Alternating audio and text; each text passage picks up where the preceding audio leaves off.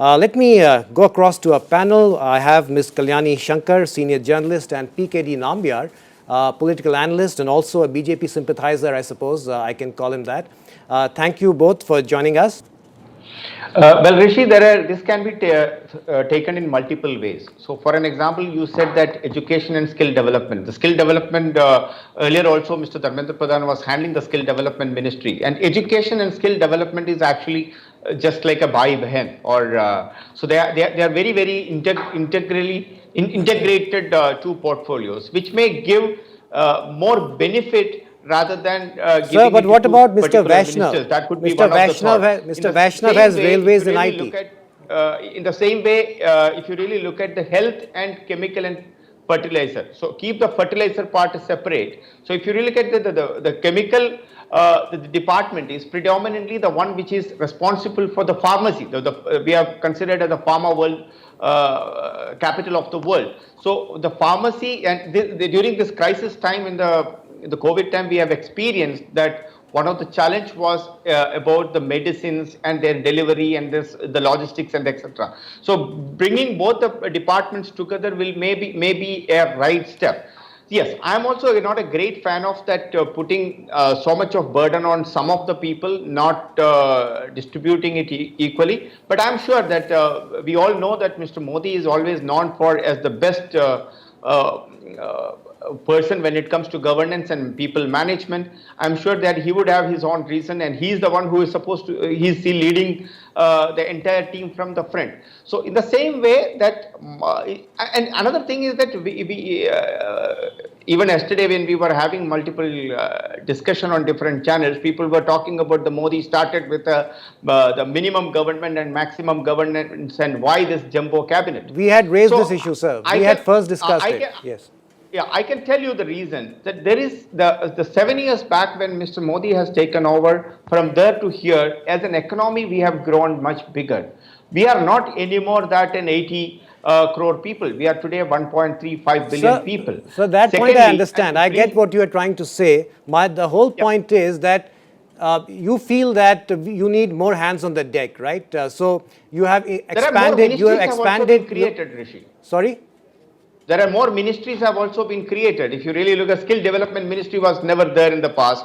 There is a corporation ministry which has been created. So many ministers, with so many ministers, you could have handed out the portfolios more evenly. Maybe given independent charge to more ministers. Why have a jumbo cabinet and then concentrate power in a few hands?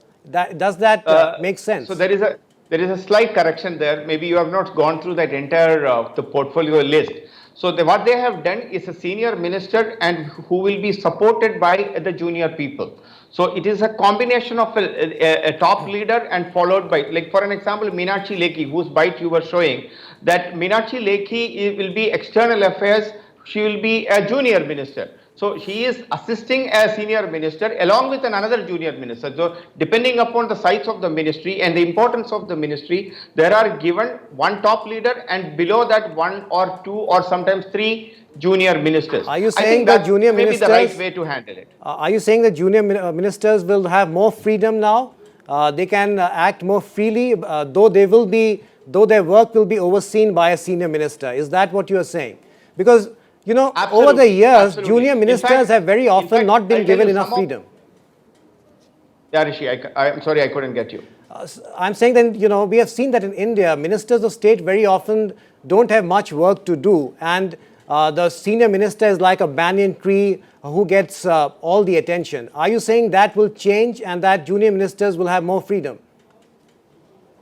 That has not been the case with the Modi government. There are some ministers which I know personally have been really extremely doing very well.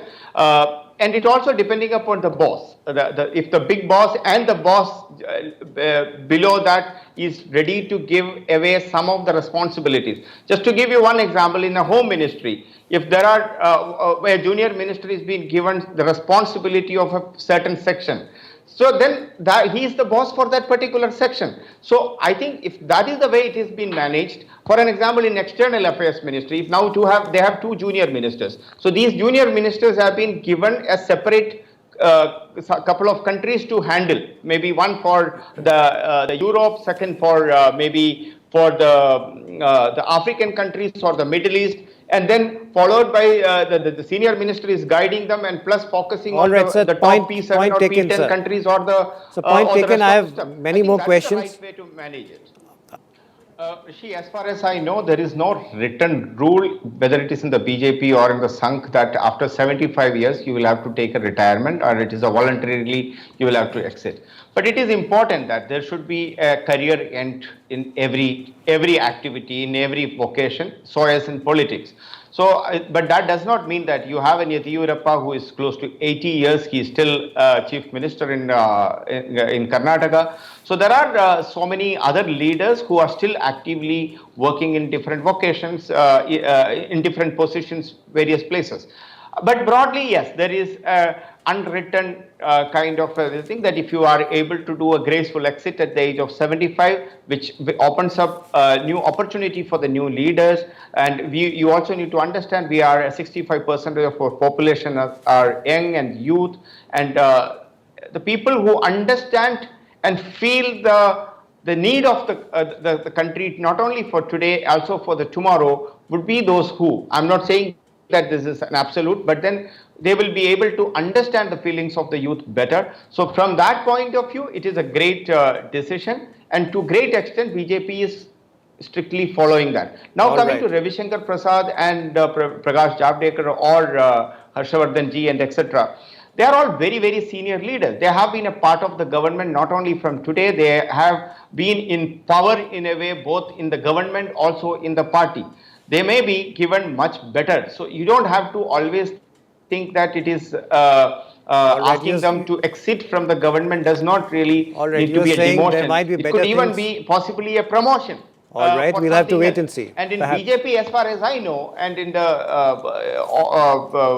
party like BJP, it is not just a government position which matters or a ministerial berth which matters, but there are times I know that much bigger role is in the party, and a party functionary has got a much more power, All may right. not be within the government, but overall. That's So an I interesting think point, sir. Prakash Javadekar Maybe and Ravi Shankar Prasad has proved maybe themselves to be one of the there may finest be a bigger role. spokespersons, and they may be given a duly rewarded with another opportunity to All serve the right, so country. they may have a bigger role, maybe in the party. Just to give you one spice for you, maybe who knows that today in Delhi, for an example, in BJP still is looking for a true leadership or a new true face to take on to Arvind Kejriwal. Harshavardhan ji, which has got one of the finest track record and a zero corrupt and a hard-working person, maybe come All as a right, chief sir. ministerial face for the Delhi again. All So I right, so think we'll let's have to not wait and treat see. all these senior We'll have to wait ministers and have see. been demoted. Maybe So they may be something. getting a better. Maybe something. Thank you, Ms. Shankar. Thank you, Mr. Nambiar, for